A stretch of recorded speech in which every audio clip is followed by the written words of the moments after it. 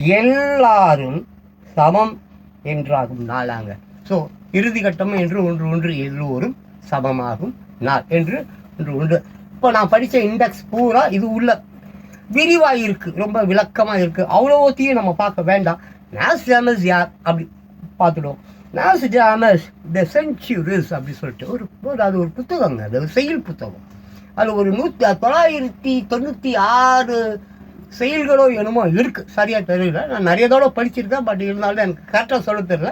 இந்த புத்தகத்தை வாங்கி நீங்கள் அது உள்ளே போய் பார்த்துங்க. சும்மா மேலோட்டமாக நான் அவரை பற்றி சொல்லிடுறேன்.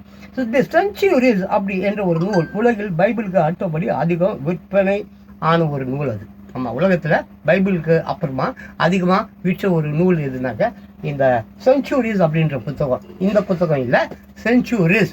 ஏன்னா அதுதான் மூல புத்தகம், மூலப்பத்திரம்னு சொல்கிறோம் இல்லையா, அந்த மாதிரி. அதில் இருந்துதான் உலகத்தில் இருக்கிற எல்லா 195 நாடுகள்லையும் அவர் பற்றி தெரிஞ்சிருக்கோம். அவரை பற்றி அந்த கவிஞர்கள், ஆசிரியர் மீன்ஸ் எழுத்தாளர்கள் எல்லோருமே அவர் அந்த சென்ச்சுரிஸ் என்ற அந்த மூல புத்தகத்தில் இருந்து தான் எடுத்து அவர்களுக்கு வாய்க்கு வந்த மாதிரி சொற்கள் பிழை, எழுத்து பிழை, அப்புறம் விளக்க உரையில பிழை, அப்புறம் இடை சொருகள் இப்படி நடக்காது. ஆளுக்கு அவங்க இஷ்டத்துக்கு அவங்க பாட்டு எழுதி அவங்க பாட்டு புத்தகத்தை போட்டு அவங்க பாட்டு விற்று காசாக்கி பணமாக்கி செட்டில் ஆகிட்டாங்க. அது ஒரு பக்கம் அது அப்படியே இருக்கட்டும், சரிங்களா? ஸோ அப்படி அது ஒரு செஞ்சுரி என்றால் நூற்றாண்டு மட்டும் என்று நினைத்து கொள்ளாதீர்கள். செஞ்சுரின்னா நம்ம நூற்றாண்டுன்னு தான் சொல்லுவோம், அது வேற இது வேற. சென்ச்சுரிஸ் என்பது அவருடைய தொகுப்பு நூல் அல்லது முதல் நூல் அல்லது மூலப்பத்திரம், அப்படிதான் நம்ம அதை எடுத்துக்கணும். அதில் 4 வரிகள் கொண்ட செய்யுள்ஸ். அதில் தான் அவர் ஏகப்பட்ட விஷயங்களை டைரக்டாக சொல்லாமல் இன்டைரக்டாக சொல்லியிருக்கார். டைரக்டாக அவர் எதையுமே சொல்லலை, இன்டைரக்டாக சொல்லியிருக்கிறாரு.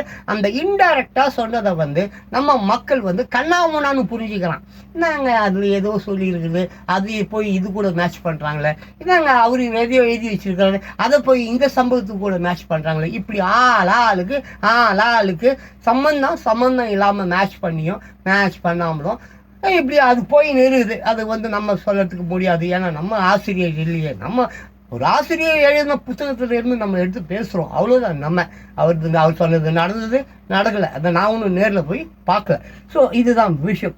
ஸோ இப்படி 1568 ஆண்டில் அச்சிடப்பட்ட மூலப்பிரதியிலிருந்து இன்று வரை எழுத்துப்பிழைகள், சொற்பிழைகள் இன்னும் தொடர்ந்தபடி தாங்க இருக்குது.